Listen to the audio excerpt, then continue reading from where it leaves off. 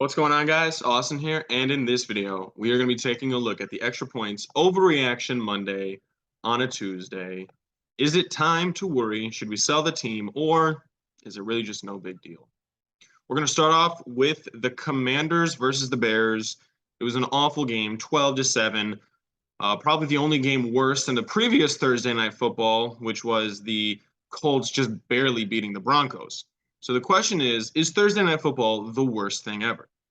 Now, we know what Thursday night football does. It puts you on a short week. It gives you less time to prepare. So there's the injuries, they pile up more.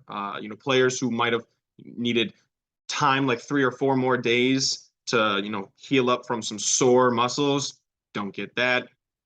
Walkthroughs aren't there, so the offensive game plans are weaker. So it's going to favor defenses. For years, teams have been saying that Thursday night football it's too quick of a turnaround, for a team that plays on Sunday to then play on Thursday. We take a look at the remaining games. Arizona at New Orleans should be a good offensive game, and Tampa Bay versus Baltimore should be a good offensive game. But all these next slates of games, Houston at Philly, Carolina at Atlanta, Green Bay at Tennessee, maybe.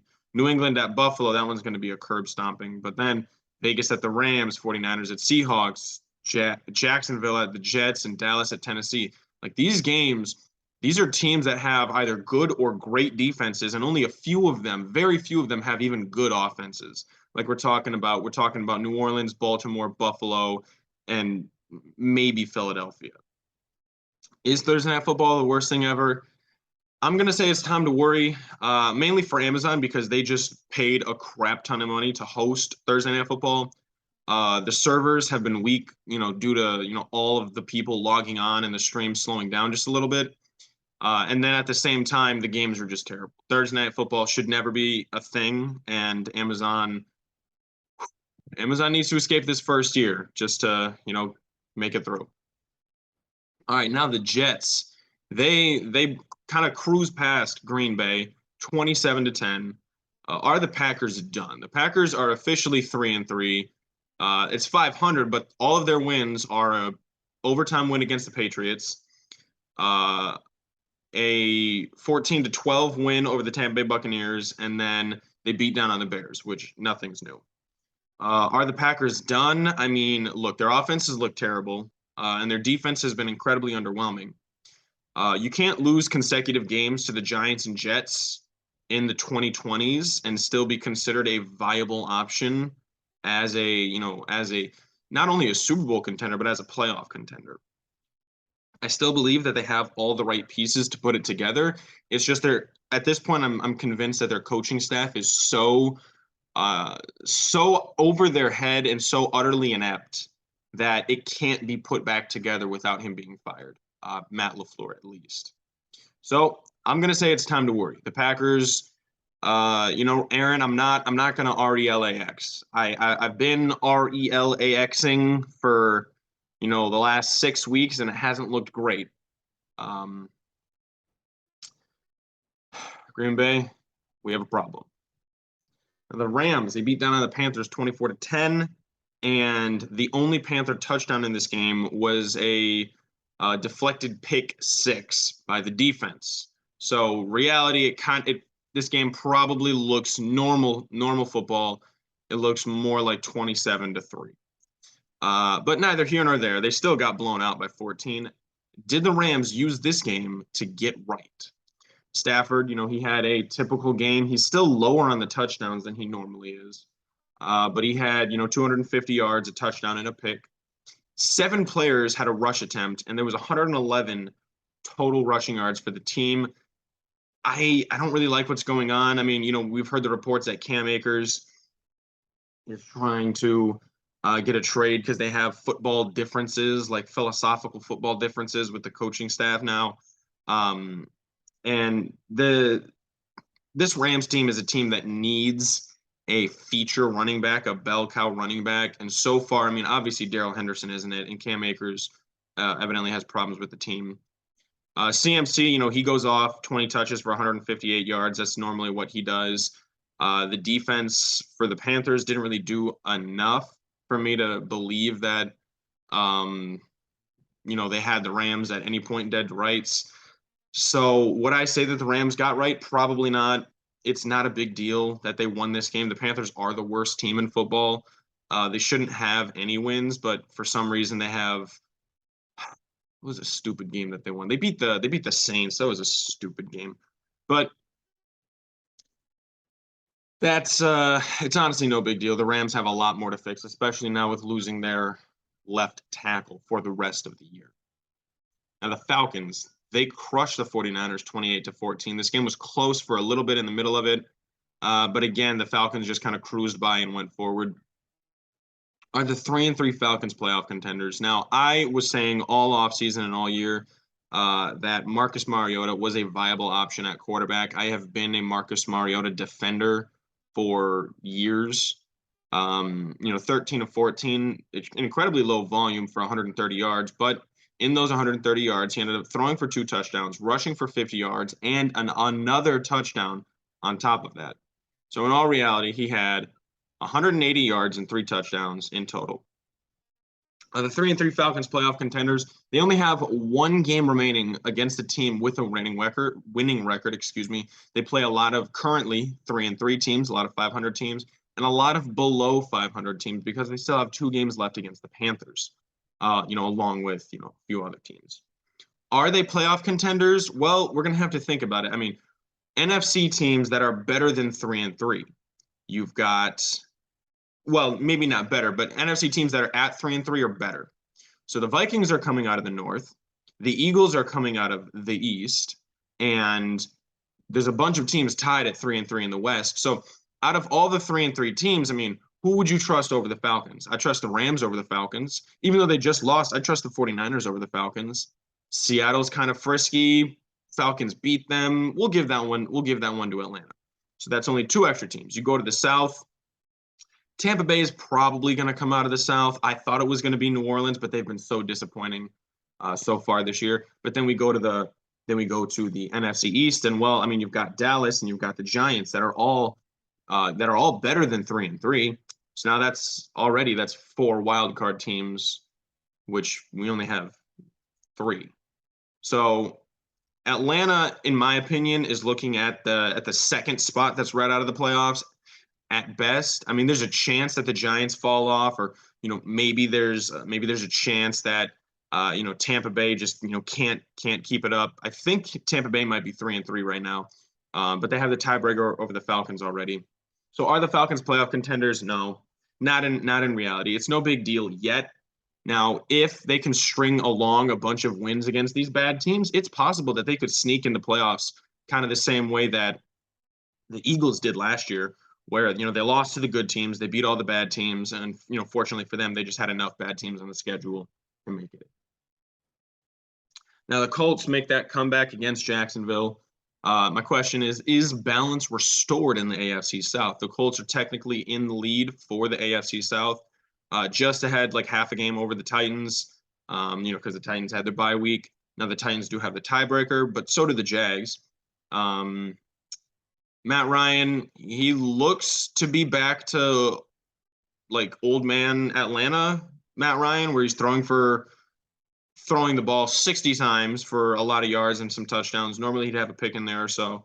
But now the Colts are plus 110 favorites to win the division. The Titans are next. And the Jaguars are distant third, excuse me. And then the Texans aren't even really mentionable. Is balance restored in the AFC South? I'm going to say it's time to worry, because I think once this is a front-running Colts team. They didn't even have Jonathan Taylor. And just like last year, in that middle end stretch of the season, I think it was not their last 2 games, but like the previous 5 games before that, I think they went on a 5-game winning streak where they just started ripping off wins. And this feels like a team that once they get hot, it's going to be very hard to stop them, just like the embodiment of their running backs play style. Now the Ravens, the Ravens blow another lead, against the Giants. So are the Giants playoff bound?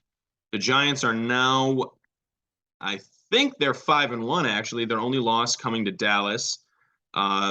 Daniel Jones is doing just enough to win games. Lamar Jackson sometimes it seems is doing just enough to lose games. Saquon Barkley right now is the comeback player of the year, potentially the offensive player of the year as well. I think it's right now it's going to be a toss-up between him, Stephon Diggs, and Cooper Kupp. Are the Giants playoff bound? Well, they have 5 remaining games against some of the worst teams in football. They get to play Detroit, they get to play Jacksonville, they get to play Seattle, they get to play Houston, and they get to play Washington. I think they've already have they already played Washington? I think they get to play Washington twice, actually. I'm not entirely sure. So, are they playoff bound? Well, from the looks of it, yeah, it's time to worry. They have a good enough record through the first 6 weeks that, their last 12 weeks, if they go 500, they're probably on top of, some AFC standings, because that's 10-7. That is, they go 500 from here on out. They're going 10-7, and look at the teams that they have to play. So if they win Detroit, Jacksonville, Seattle, Houston, Washington, those are the teams they're supposed to beat. Then if they get one more win that they shouldn't, that's it right there. I think it's time to worry. Now the Steelers, they barely drudge past Tampa Bay 20-18. Should the Steelers have stuck with Trubisky?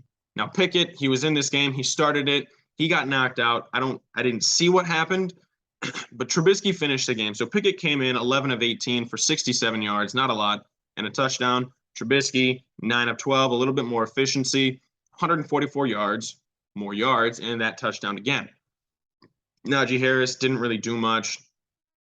And somehow the defense actually didn't even win this game for them. It was just kind of the general ineptitude of the Buccaneers. So with the way that Mitchell Trubisky showed that he is still a high-level quarterback compared to Kenny Pickett, should the Steelers have stuck with Trubisky?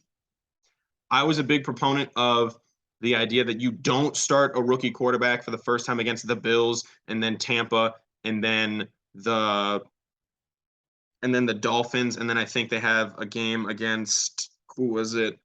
I'm not sure. It might be Cincinnati or somebody else. But that is an incredibly difficult schedule for them to make through. I think they're going to try to milk this Kenny Pickett injury if they can for a couple weeks, the rest of the month, just because you don't want to keep starting them. I think it is time to worry that they might have brought him in too early. You can't ruin young quarterbacks the way that Sam Darnold got ruined, the way that David Carr got ruined all those years back. I mean, that's what's happening right here. So the Bills, they win a close game against the Chiefs. That's 2 close wins this year for the Buffalo Bills. Is anything but a championship a failure this season for Buffalo? So that's an interesting question because, if you were to say that, the last 2 years, so the Bills got stopped by the Chiefs. If you were to guarantee that they beat the Chiefs in the playoffs this year, is that a victory? Well, did they beat them in the wild card round and then lose in the divisional round? Did they lose in the divisional round after the bye, and then did they beat them in the division and then lose in the AFC Championship? I think making the Super Bowl is in a vacuum for this team, not this franchise, but this team. I think making the Super Bowl, even if they don't win it, if they go through the Chiefs, get to the Super Bowl, and say they lose to the Eagles, or say they lose to a resurgent Packers or a resurgent 49ers team, I don't think it's a failure. But for this franchise, the franchise that is known for getting close but not being able to seal the bag, I think it's going to be incredibly dangerous for the spirits of this franchise for them to get there and not win it after all of the efforts that they put in this year. They paid Von Miller. They have the young offensive core. They've got Stephon Diggs. They still need a few pieces. They're not a perfect team, but so far they've been the number 1 team on my power rankings every single week, and they've been my Super Bowl favorites every single week. So is anything but a chip a failure for Buffalo? Maybe, maybe not. But one thing's for sure, we're already on that path, so it is time to worry. Now, Seattle, they shut down Arizona 19-9. Arizona, the strength of their team was supposed to be the offense, just straight up putting up points. Should the Cardinals at this point regret the Kyler contract? Whew, that's a big one. Now, if I'm the Cardinals, the first thing I'm going to do is I'm going to fire Cliff Kingsbury. If you could actually get odds on the next coach to be fired, Cliff Kingsbury might be the smart bet. But beyond that, the Cards and the contract that they gave Kyler this offseason was a really interesting one because, they had the film clause in the contract where he has to watch so much film, and then they took it out, and now it looks like they probably should have left it in.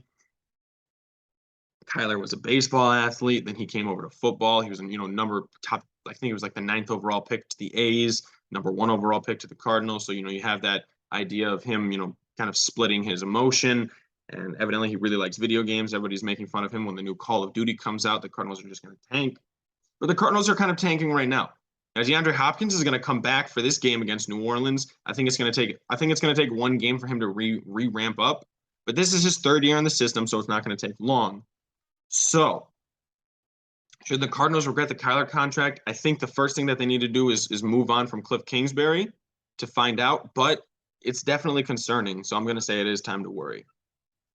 Now, the Eagles, they survived the Cowboys 26-17. They let this game get just a little too close, towards the end. The Eagles seem to have a problem putting teams away in the second half. So are the Eagles locked into the 1 seed? Now, from a 6-0 team, the only undefeated team in the NFC, the next closest team to them record-wise would be, I think it's the New York Giants, and then the Dallas Cowboys, right behind them, who have the tiebreaker over the Giants. So Jalen Hurts, I think he needs to work on his second half passing. They seem to be a really good second quarter, head of steam type of team. But then once they come back, Nick Sirianni, that might be a problem for him too. The adjustments just don't seem to be there. The aggressiveness doesn't seem to be there. And once you get into the playoffs, even if you're in the NFC, you might be able to survive that. I mean, it's going to be very difficult to keep, a New Orleans team or a Tampa Bay or a Rams team down, Green Bay. It's going to be hard to keep them down the whole time. But definitely once you get to the Super Bowl, you can't not score in the 3rd quarter. You can't not score in the second half against the Chiefs, against the Ravens, against the Bills or the Chargers. You're just not going to be able to survive that. But we're talking about the regular season here. Are they locked in for that number 1 seed? They have remaining games against New Orleans, Pittsburgh, Houston, Washington, Green Bay, the Giants, and Chicago. Right? So these are all 7 of these teams right here are at or below 500, or they're the Giants, who I don't think the Eagles should be afraid of the Giants. So, are they locked into the number 1 seed in the NFC? They might be locked into the number 1 overall seed if this is the NBA. It's time to sell the league. This team is a juggernaut coming for a week 16, 17, 18 bye where they're just resting players, which very, very dangerous attitude. This could be a one and done team because of the way that they rest players at the end of the season. We'll see. Running the football tends to translate more to taking rest and then stepping in. But as far as we're concerned right now, the Eagles, they might go undefeated. Now, the Chargers, just a few hours ago, they escaped the Broncos 19-16. As far as injuries are concerned, my question is, are the Chargers cursed? It seems like they can just never put it all together in one season. I mean, since they've had, the last couple of years of Phillip Rivers and, when they got Tyrod Taylor and then now Justin Herbert, it's like they've had a lot of great players, a lot of great teams, but they've never been able to put it together, and now they are getting decimated by injuries. They're missing their 2 best offensive linemen. They're missing their best and their 3rd best wide receivers. They're missing their kicker now. He got injured during the game, and they're missing maybe their best player in general, but their best front 7 player in Joey Bosa. I'm going to say that I still think the Chargers can make the playoffs, but they're not going to be the great team that I thought they were going to be. I thought they were going to be 12-5. They get the first wild card seed. Now all of a sudden that's looking like it's going to be the Jets, which is weird. But are the Chargers cursed? It might be time to worry. All right, guys. Let me know what you think in the comments down below. Be sure to like and subscribe and stay up to date on all of our future content.